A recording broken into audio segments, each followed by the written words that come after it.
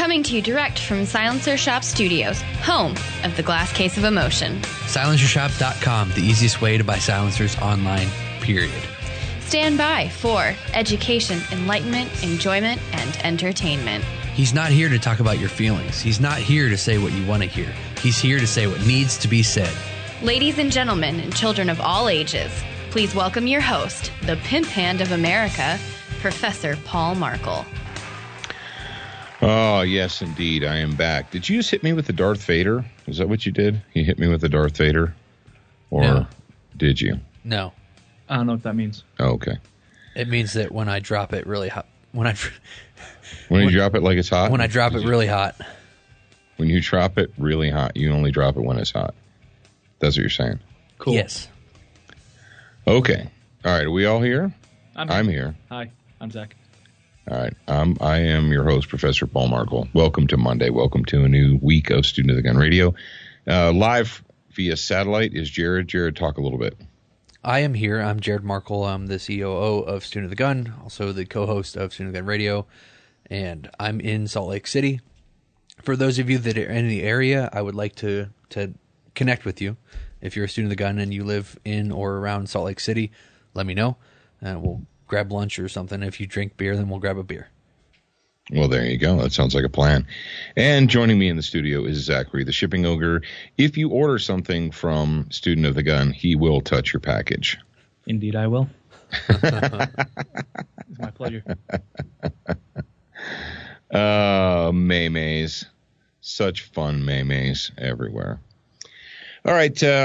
Well, I got a confession to make to you guys. It's not really a confession. This is what went down last week.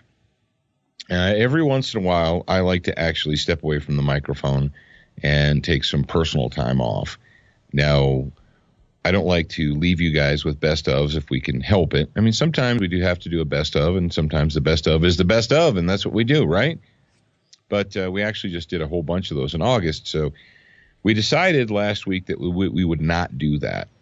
Now, my lovely bride, Ms. Nancy, those of you who listen to the grad program know Ms. Nancy, she had planned a relaxing vacation for her and I, just the two of us, to go away and have some quiet mommy-daddy time. And she planned it last May for this week, or as it were, last week. And it was to Las Vegas. And she, all the way back last May, she was looking for flights and rooms and so forth and so on. And we were planning on leaving on the weekend. Did you know that, Jarrad? That she was trying to get us a flight out on either Saturday or Sunday into Las Vegas. But she didn't because the rates were better for Monday or Tuesday. Yeah. So that was probably a good thing. Yes, it was probably a good thing. So anyway, last week we left here Monday via a truck vehicle, not flying, because I've made, how I have come to this microphone and said that there's one person on planet Earth that can get me on a plane today in our modern world. That number has dropped to zero. There is no one who can get me on a plane today.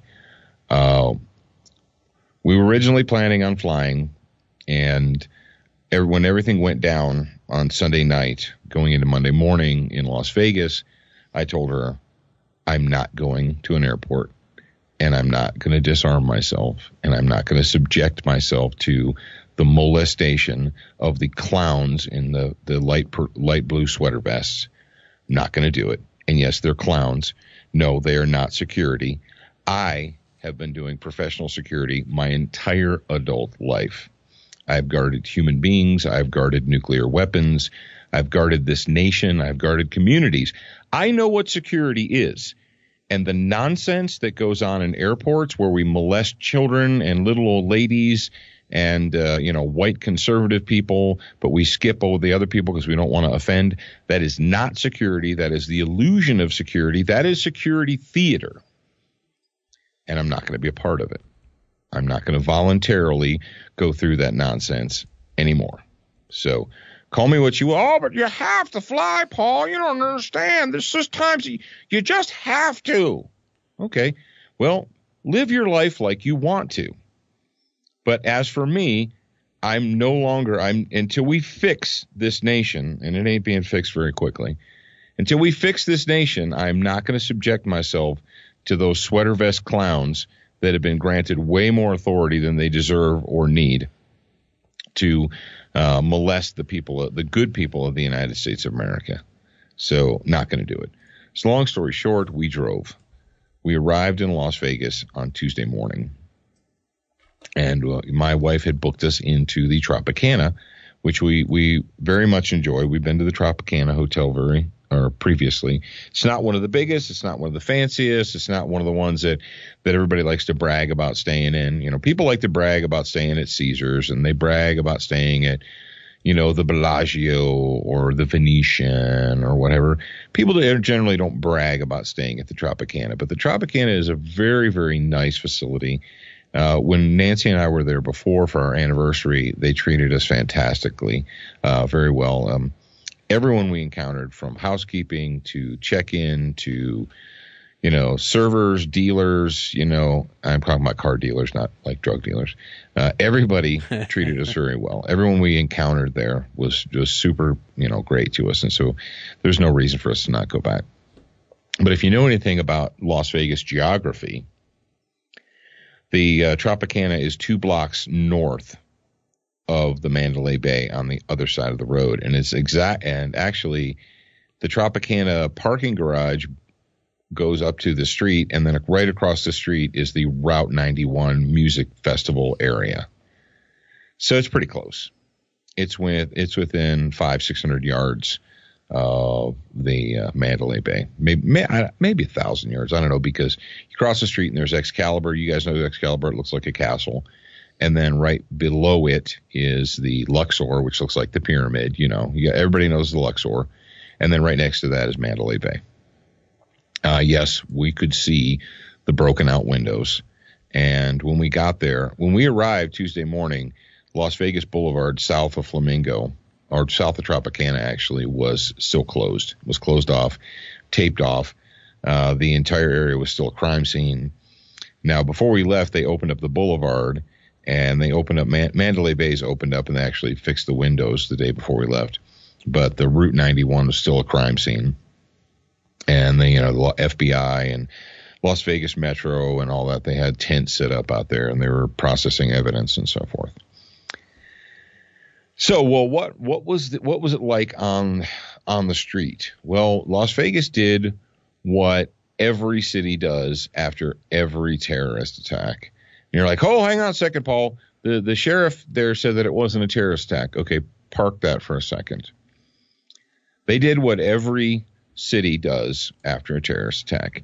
They get every cop in uniform out and on the street and visible. Not in cars, not patrolling, driving around in cars, but actually out on the streets in uniforms.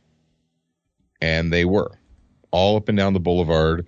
At any point in time, you would see a cluster of 2 to 4 to 5 or 6 Metro PD guys. And you can tell the Metro guys because they all have they have the tan uniforms, tan trousers, tan shirts. And I'm sure if you've ever watched anything about Las Vegas at some point in time, if you watch Cops or whatever, you've seen Metro, LVMPD, Las Vegas Metro Police Department. And what were they doing? Like, for instance, there were 4 guys in the parking lot, or actually in the parking area, the entry area because every casino has a main entryway with the valet parking and the overhang, and where it's the main form of ingress and egress. But there was 4, and they were standing by their vehicles, and they were for the first 2. We were there Tuesday morning, Wednesday morning, but by Thursday they were gone. So I'm sure they were there Monday, even though we weren't there Monday.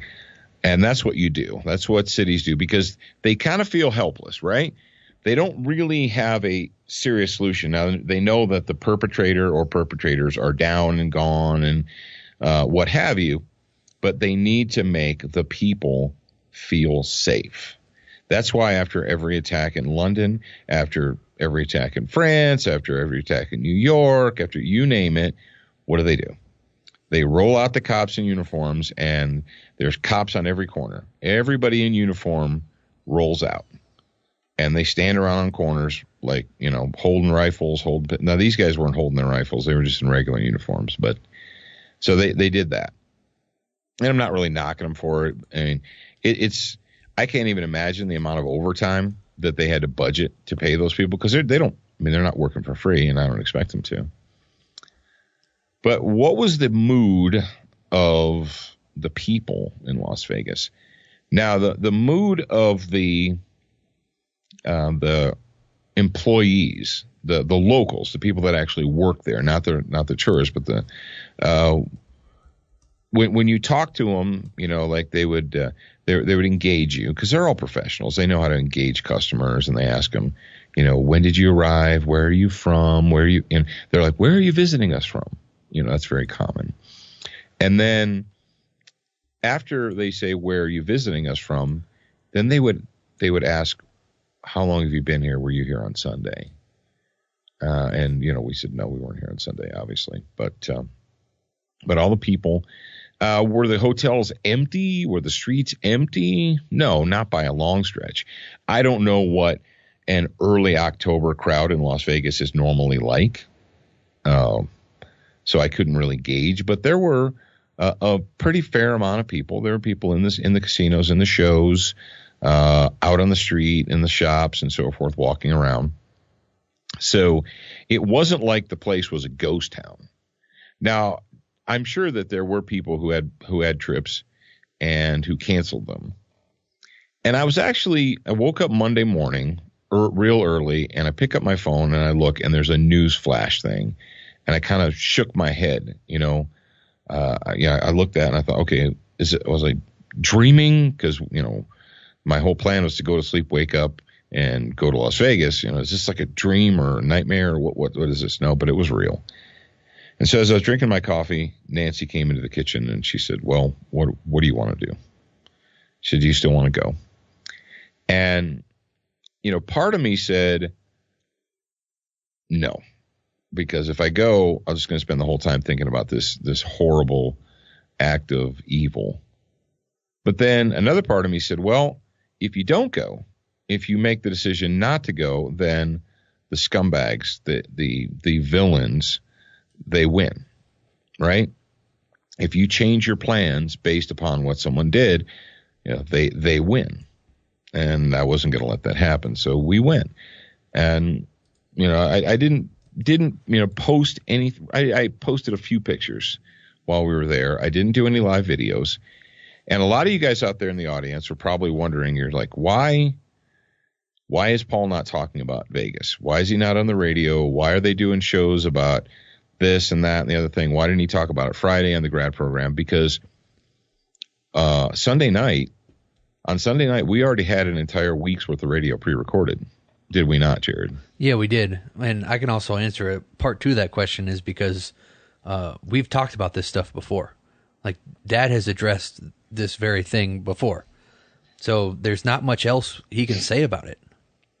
Well, something that and what happened Monday is the store started blowing up because all of a sudden people were interested in pocket lifesavers again. And now all of a sudden, and there's so much to talk about. Here's what we're not going to do today. We've decided, Jarrad and I talked, and we're not going to do a SWAT Fuel Warrior of the week this week because there's just too much. There's no way that we can get this into the normal.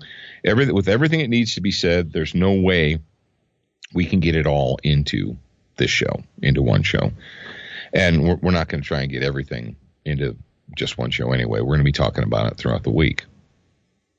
But I wanted to let you guys know, yes, I was in Las Vegas. No, I did not go specifically because that happened. We were already, like I said, back in May, my bride, my beloved, had planned this whole venture. It was all planned out.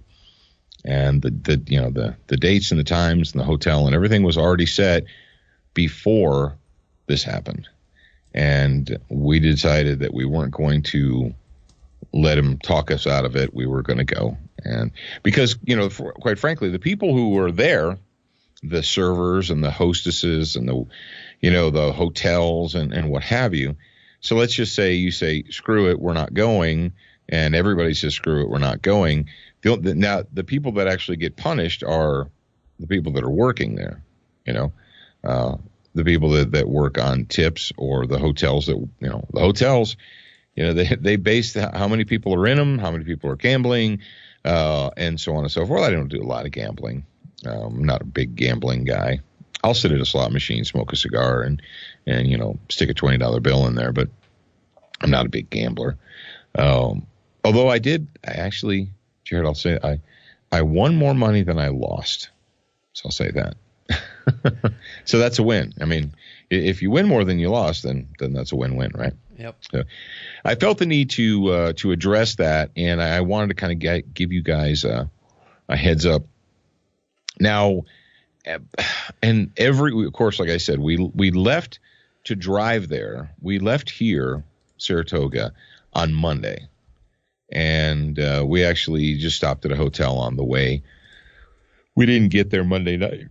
We called Monday night to see if we could get into our hotel early, and they actually were booked. They had a convention in or something, and they still had people in, so they couldn't get us into a room. So he said, well, there's no point in, arriving in Las Vegas at 11 p.m. with nowhere to stay, so screw it. We'll just stop and get a hotel and finish the drive in the morning, because it's not that long of a drive from here.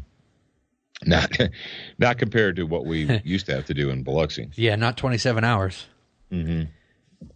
Yeah, so it's less than 12, not 27. So anyway, but as we were, of course, we're there, and I was trying really hard, because Nancy and I don't take a lot of vacations. We very rarely just go off on our own for quiet mommy daddy time. And I was really trying hard, and we did accomplish it to a certain extent. But of course, everywhere you go, there was television, in the bars and in this and that, televisions, newspapers. There's reporters everywhere, because they flock in like vultures. And I understand that they're going to come in and get the story, but they stayed. They're there Monday, they're there Tuesday, Wednesday, Thursday. I'm sure they're still there now, shooting opinion pieces with the Mandalay Bay in the background, and just regurgitate. They don't have any new news to report, but they're just regurgitating talking points over and over and over again. And you guys may have seen me, because when I was walking down Las Vegas Boulevard, I may or may not have walked through their shots inadvertently or on purpose. So one of the things that happened that I was not able to comment on was the NRA came out, I think it was Wednesday, and said they came out with a statement which was not worded very well. It was worded poorly, and I was kind of disappointed in them. But if you listen to what they said and how they said it and why they said it, then you'll understand. So what we've got right here is I've got a clip. Now, Tucker Carlson had Chris Cox from the NRA, Chris Cox, on his show. And I want you to listen to this clip. What we've got here is not only Tucker Carlson and Chris Cox, but he's also got some clips in there from some. The one thing that I did say at the very beginning was on Monday, I said, pay attention and watch. Look for the ghouls dancing in the blood of the innocent. Look for the people that are rushing to microphones to take advantage of this for their own political gain. And as per usual, it didn't take them very long. And they were, knocking each other over to get to a microphone. So this clip is about, what is it, Jarrad? I don't have it open in front of me. You probably do. Is it 3 minutes or so? It says 7 minutes and 23 seconds. Is it? All right. Well, I'll tell you what. Start it playing, and then be prepared to break it about halfway, okay? All right. Or pause it. All right, so listen up. This is Tucker Carlson. He's got Chris Cox on his show, and they're talking about the NRA and the reaction of politicians to the NRA and so on and so forth. Well, good evening and welcome to Tucker Carlson Tonight. It's been 4 days since one of the biggest mass shootings in history. Most people still have more questions than answers about the gunman and particularly his motive. But if you've been watching any of the late-night comedy shows or certain cable news outlets, you know those mysteries have been solved already. According to them, the real perpetrators are law-abiding gun owners and the organizations that represent them. Not an overstatement. Watch this. Do you feel like they're complicit, the GOP, the NRA, in the gun epidemic we're seeing in America? Of course they are. Of course they are. Break from the NRA, which is making things worse, and work with us to get something done. Let's face it, the reason we don't have gun safety measures in the United States today is because of the NRA. Well, Chris Cox is the executive director of the NRA Institute for Legislative Action, and he joins us on the set tonight. How do you feel when you see that, Chris? You watch 58 people murdered in public, and then you see yourself personally blamed for those murders. Tucker, the American people are struggling. They're grieving. And so are the 5 million men and women of the National Rifle Association. The truth is that there are NRA members at that concert. There were NRA members shot at that concert and NRA members murdered at that concert. So the American people are looking for answers, and so are we. So the NRA that was blamed for the shootings, was the shooter himself an NRA member? Have you checked? Of course not. And that's the one thing that's consistent, is they blame the one organization whose members don't commit the crimes. Huh. So you know that for certain? Yes. Okay. Then why are people blaming you? What's the agenda, do you think? Well, you know, the agenda, Dianne Feinstein said it herself when she said if I had 51 votes, Mr. and Miss America, turn them all in, that's what she would do. And look, there are legitimate questions. Turn them all in, meaning turn your guns in. Turn your guns in. And right now, the American people are looking for answers, but the American people are also looking for their Second Amendment. They're looking for Congress to respect the Second Amendment. And that's why we're calling on Congress to do something. Let ATF do their job, and Congress needs to do their job. Allow good, honest people the ability to defend themselves, pass reforms like national right to carry reciprocity, and then have a broader conversation about what we can do to keep people safer. Because if we go down this road of gun control, we can look at it.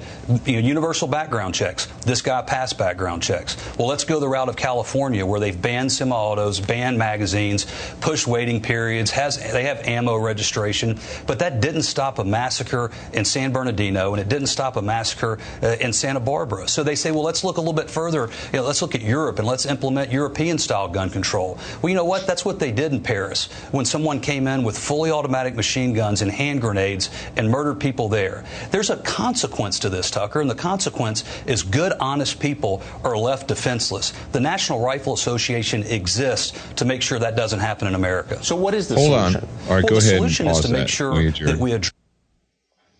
All right, so let's go ahead and I'm going to address what he said about Congress needs to let the ATF do their job. And what he's saying is this. So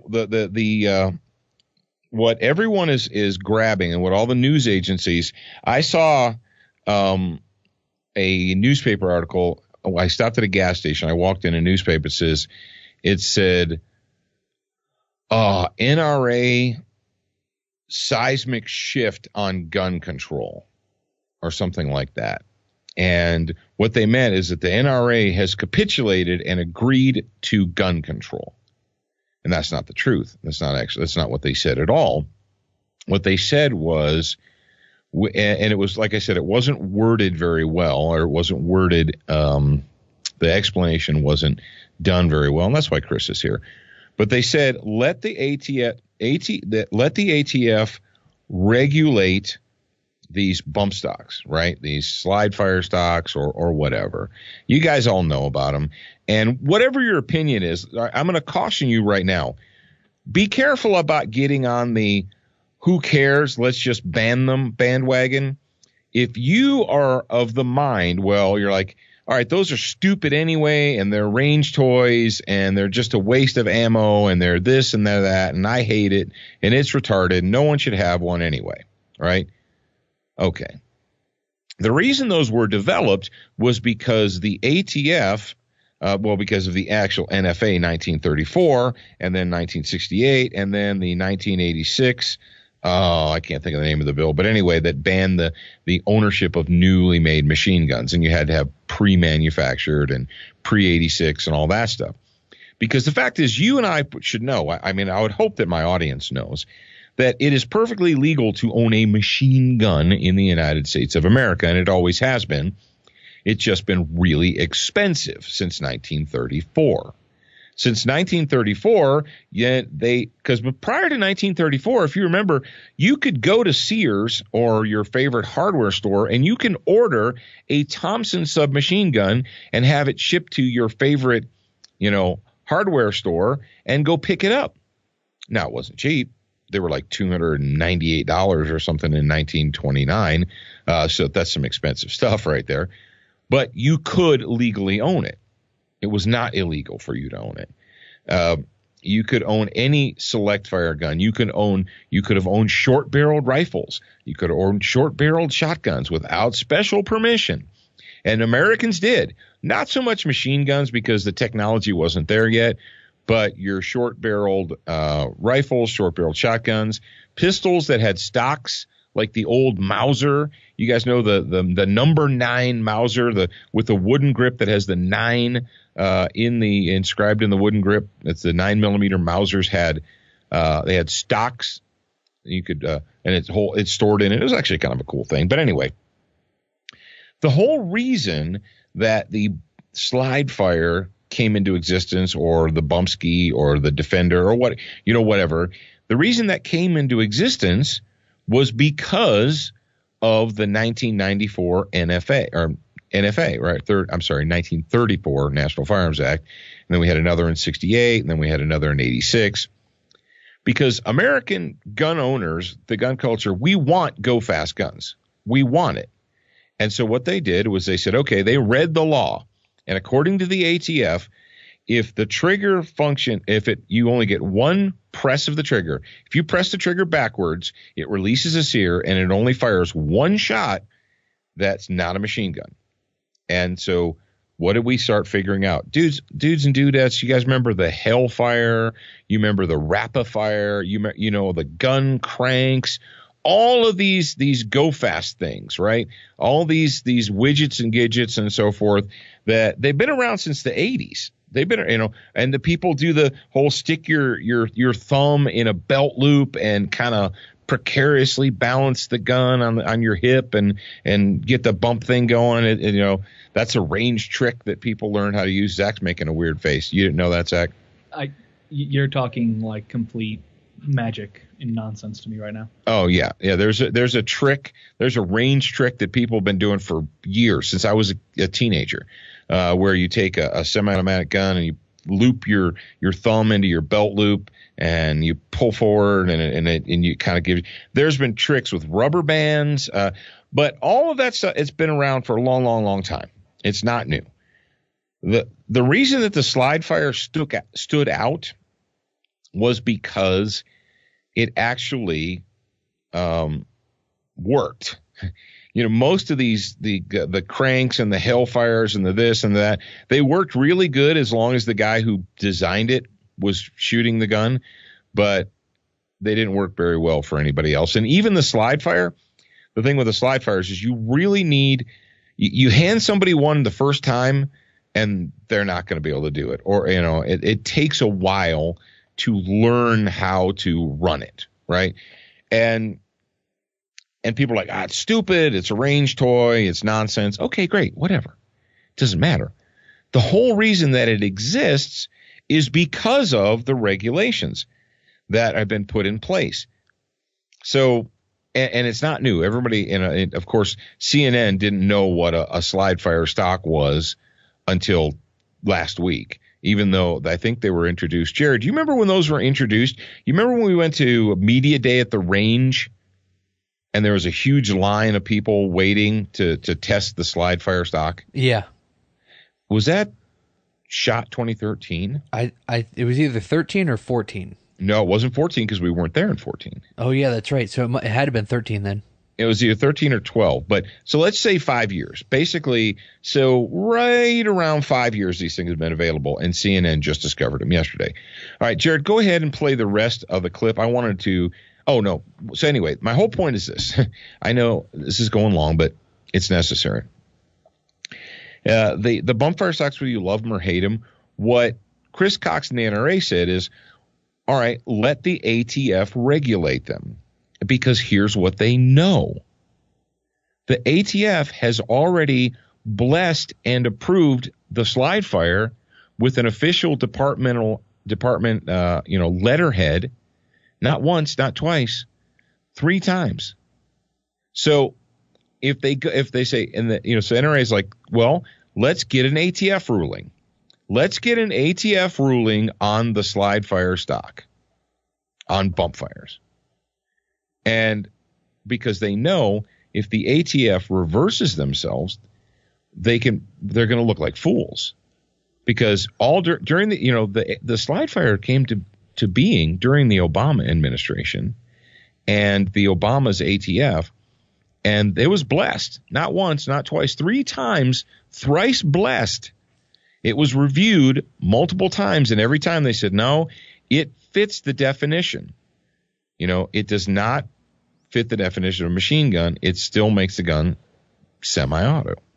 So, all right, go back to that, and let's listen to the last bit. Address the underlying problems. This distraction of gun control does nothing to keep people safe. Gun control is a failed policy. We've tried it, and it's safe to say that it doesn't keep people safe. So do we need to have a broader conversation about activities that actually will? Do we need to have a broader conversation about Hollywood? That NRA spends millions of dollars every year teaching safe and responsible gun ownership, and Hollywood makes billions promoting and glorifying gun violence. And then the same hypocrites come in and suggest that we're to blame for this. So there needs to be an honest conversation about solutions that work, and one of those solutions is to make sure the Second Amendment is supported, protected, and that law-abiding good people have the ability to use and carry a gun for self-defense. So I talked to a number of different people today who legitimately know a lot about guns. None of them lives here in Washington. And every one of them said the same thing about bump stocks, that they're ludicrous. That one of them said to me, I'd rather face someone with a bump stock than someone firing semi-automatically. They make rifles less accurate.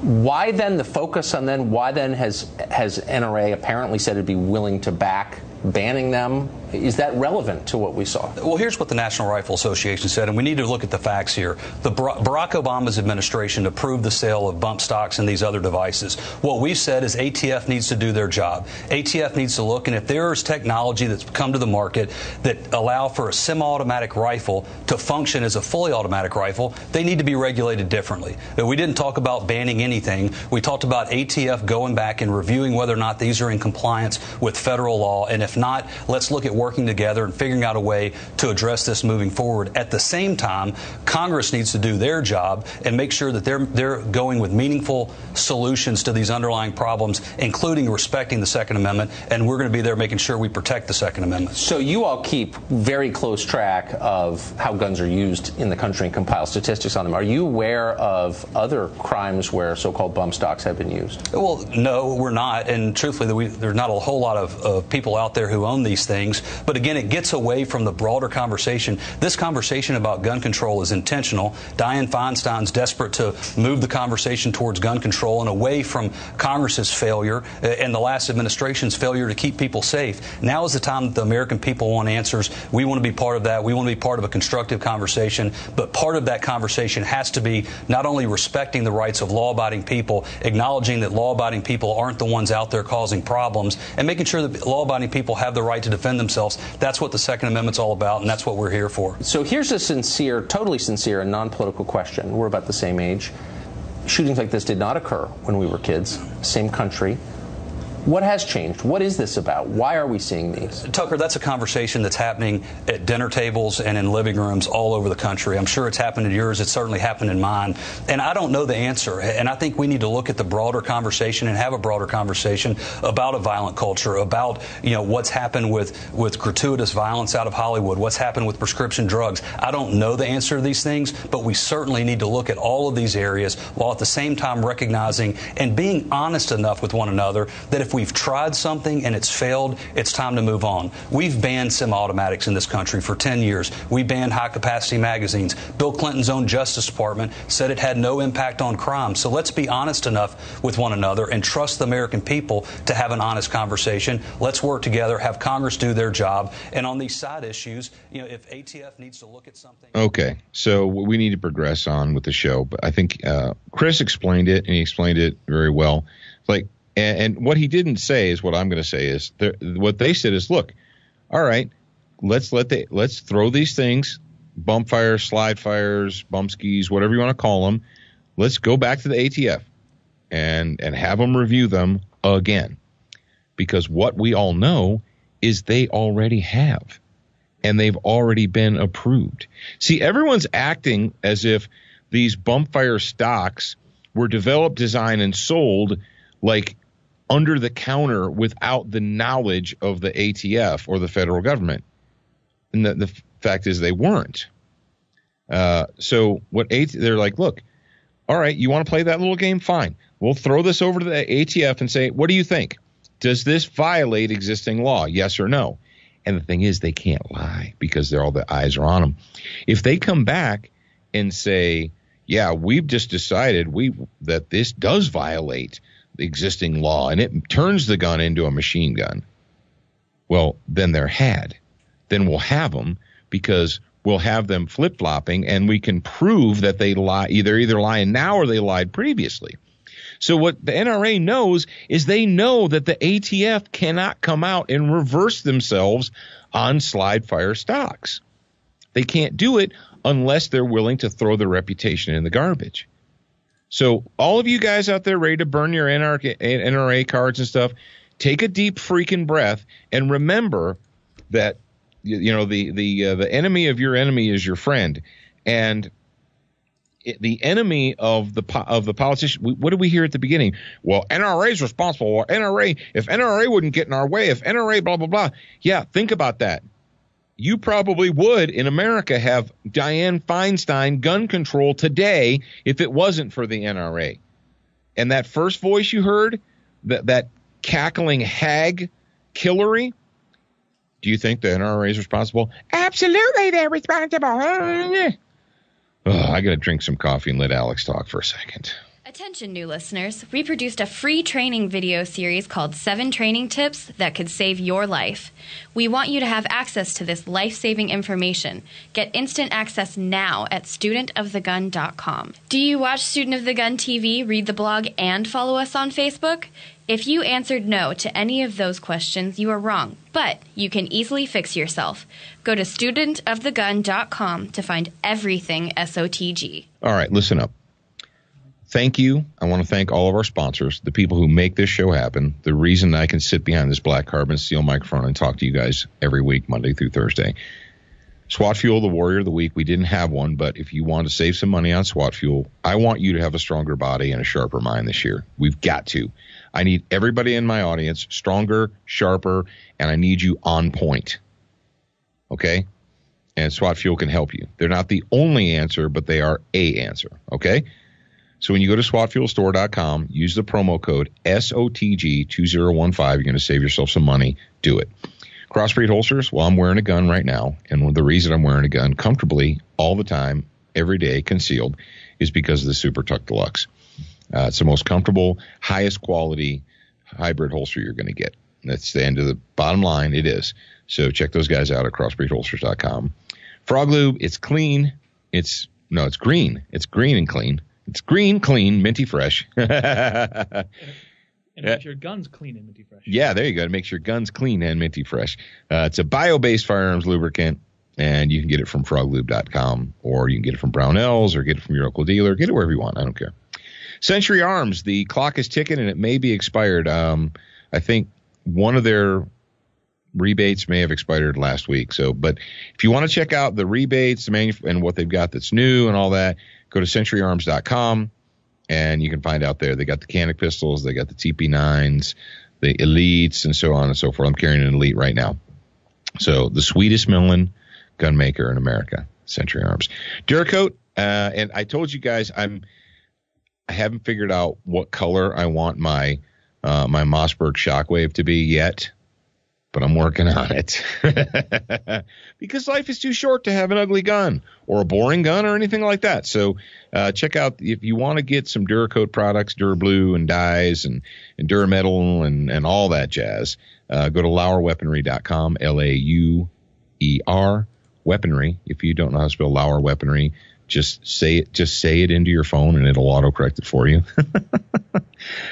Check those guys out. And, of course, last but certainly not least, our good friends at Brownells. I know that they've been running specials and deals and all that. And I'm going to tell you this.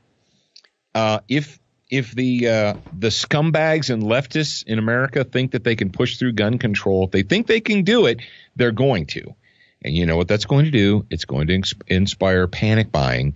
So if you don't have what you think you should be having already, because you hadn't listened to me all summer long, which you should have, you better get on it. Go to brownells.com and figure out what they've got going. All right. Terrorism. I have been studying terrorism, and I know what time it is, Zach and Jarrad, but this is Jarrad, are you down with me that this is a pretty tremendously important topic and we may need to go a little long? Yeah, I think so. I think we owe it to the audience. Yeah, I was going to say, if it's going to go long enough, maybe we can just pause here and pick up tomorrow. Well, I don't know how long you can talk. I want to get this in. Okay. All right. I've been studying terrorism as an adult human being for 31 years now. I can say that officially because my first formal education about terrorism and terrorist activities took place in 1986. And I was introduced to the definition of terrorism. Now, the definition of terrorism, if you look it up, if you Google it or duck it or whatever, if you type it into your favorite search engine, it's probably going to be something like this. Terrorism is the unlawful use of violence and intimidation, or the threat of violence, okay, especially against civilians in the pursuit of political aims. You may also see it as terrorism is, I saw one, Jarrad, you'll laugh at this. I looked up definition of terrorism and they used the word terror in the definition. Did they really? So, yeah. It says it says the use of terror. It must have been a millennial writing that definition. Yeah, no kidding. It's like you're not allowed to use a word in the definition of the word. But terrorism is also the use or the threat of use of violence in order to force a change in behavior or political view. So the first almost right out of the bat, like by Monday afternoon, they're like, this was not an act of terrorism, not an act of terrorism, not an act of terrorism. And it cracks me up like that actually just happened in London. A guy drove a car. I think it was London. Wasn't it, Zach? I said that this morning. We were talking about it, or yesterday or whatever. Yeah, I think it was London. A guy from Somalia. Jarrad, what's the main religion of peace in Somalia? Remind me. Buddhists. Yeah, Buddhists. The Shinto religion. Yeah, agnostic. No. So Somali immigrant in London drives a car up onto a sidewalk, starts running people down, and like within minutes they're like, "This is not an act of terrorism." What? How do you know that without any type of investigation? And that's what. Within 24 hours, they're like, no indication of terrorism, no signs of terrorism. This is not terrorism, terrorism. Okay, ladies and gentlemen, terrorism doesn't have to come from outside of your own country. Terrorism can come from inside of your country. So let's go back to the definition of the word terrorism. Now, you'll notice in the definition, the unlawful use of violence and intimidation. All right, so that's the threat of violence, especially against civilians in the pursuit of political aims. So you say, well, yeah, but this guy, this nut job, and, he's just a crazy guy and he has no political aims. All right. But the act that happened in Las Vegas, the murders, actually is terrorism. And I'm going to go ahead and. So in the pursuit of political aims, or the use or threat of violence in order to force a change in behavior or political view. Are you with me? All right, first story. And this is from the Communist News Broadcasting Channel, CNBC. And it is dated 3 October 2017, GOP bill to ease gun silencer rules appears shelved after Las Vegas shooting. Paul Ryan, the spineless douchebag in Congress there, who has an R behind his name, says the House has no scheduled plan to vote on a bill that would ease restrictions on buying gun silencers. Okay. So what just happened there? It was scheduled for a vote last week. You guys remember that, right? We've been talking about it. We've been following the SHARE Act or the SHARE bill. And so what does Ryan do? He pulls it. He shelves it. The SHARE Act is now shelved instead of being voted upon. What was that? Jarrad, let's play Jeopardy. What was that, Jarrad? Was that the use of violence and to achieve a what? A political change? So we use this act of violence for a political change. Paul Ryan is a coward. He's a scumbag. He has no business leading the GOP in Washington. He is a Washington insider. He's a comfortable insider. I'm going to say it again. And he's not a conservative Republican. He is not somebody that's representing the views of the American people. He's representing the views of the Republican Party, the establishment party. So what do we just see? We see an act of violence that caused a political change. We used an act of violence for political change. All right. You say, I don't believe you, Paul. Give me another example. Okay. I've got another example. And this one is from, the source is Whiskey Tango November Hotel, or WTNH.com. News 8. I wonder if they're on your side. They might be on my side. I can never tell. Capitol Report, and this is datelined October 8th, 2017. Senator Murphy calls for action on gun control following Vegas massacre. Senator Murphy, a Democrat from Connecticut, go fornicate yourself, is calling for immediate action from Congress on gun control following the Las Vegas shooting. Senators Murphy, Blumenthal, and others made the same pleas following Sandy Hook and Orlando, but nothing happened. That's because we're not supposed to use these for our own political purposes, because when you use an act of violence to support political change or to support your own political aims, that act of violence becomes terrorism. The definition of terrorism, I'm going to keep saying this: unlawful use of violence against civilians in pursuit of political aims. People are like, oh, but it's not terrorism because the sheriff said it's not. No, the moment that one politician stepped in front of a microphone and decided to use the act of violence to further their own political agenda, it became terrorism. It fits the definition of terrorism because politicians are using the act to further their political aims. Las Vegas was terrorism. And it became terrorism the moment that a Democrat or Republican stepped to a microphone and decided to push a political agenda based upon that action. How in the hell am I the only person calling this out? How in the hell are all the talking heads on the Communist News Network and the Communist News Broadcasting Network and the menstruating news broadcast? How are they not putting that together? Well, I'll tell you why. Because they are complicit. Okay, the next story from the NewYorkTimes.com. And this is the last one I'm going to give you. October 3rd, 2017. Senator Joe Manchin III, Democrat, West Virginia, was at a loss on Tuesday after the massacre of children at Sandy Hook, blah, blah. He challenged the pro-gun bent of his state and co-authored legislation to expand background checks for gun purchase and yada, yada, yada.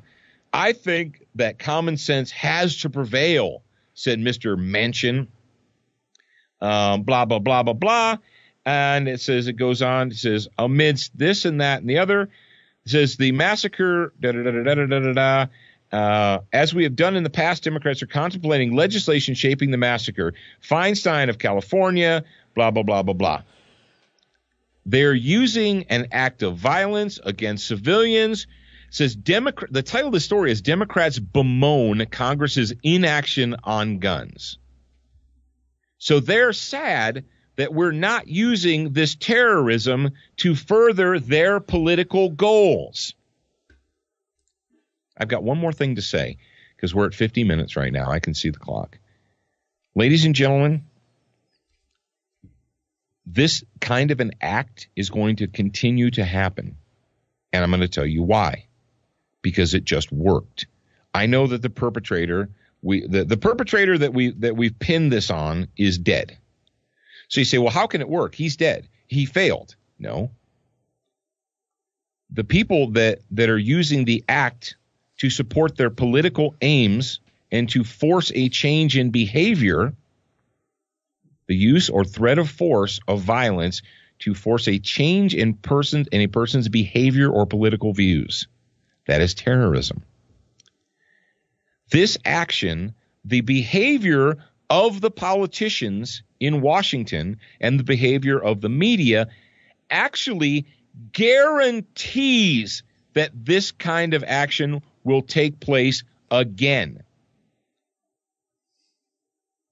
Rather than their opinions and their discussion and their taking to the microphone to call for more restrictions and greater government control and yada, yada, rather than prevent this from happening again, it's actually guaranteeing that it's going to happen because it works. They're using this act to further their political goals. That fits the definition of terrorism. Take it for what you will. All right, that's it. We're going to go ahead and put the wraps on this one. Tomorrow, we're going to continue, and I've got a question. I want you guys to ask your neighbors and your liberal friends, or, I probably don't have liberal friends, but you know them. Ask them, how many people should die for gun control? We'll talk about that tomorrow. Until then, remember, you're a beginner once, a student for life.